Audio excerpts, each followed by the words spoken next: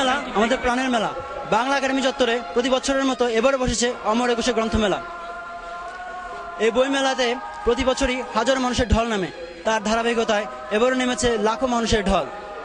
বিখ্যাত লেখক এবং প্রকাশকরা এই বইমেলাতে প্রকাশ করে থাকে তাদের বিখ্যাত সব বই।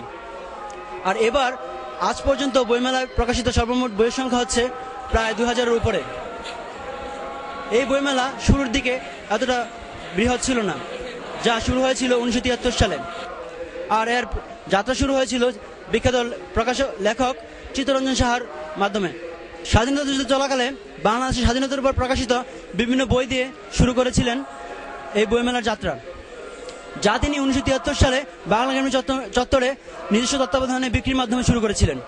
পরবর্তীতে 1974 সালে খান ব্রাদার্স ও মুক্তধারার আয়োজনে প্রথম 7 দিন ব্যাপী শুরু হয় একুশে বইমেলা। তারপর বাংলা একাডেমি ও বিভিন্ন মহলের পৃষ্ঠপোষকতা এবং সরকারের পৃষ্ঠপোষকতায় তা যাত্রা শুরু করে 1 মাস ব্যাপী, যা আমরা আজ দেখতে পাচ্ছি। আর এই অমর একুশে বইমেলাকে কেন্দ্র করে বাঙালি সাহিত্য এক নতুন ধারার জন্ম হয়েছে, যা উত্তরোত্তর বৃদ্ধি পাচ্ছে। এবং আমরা আশা করছি বইমেলার এই বিকাশ প্রতিদিন চলতেই থাকবে এবং আরও লাখো মানুষের সমাগম ঘটবে এই বাংলা একাডেমি চত্বরে।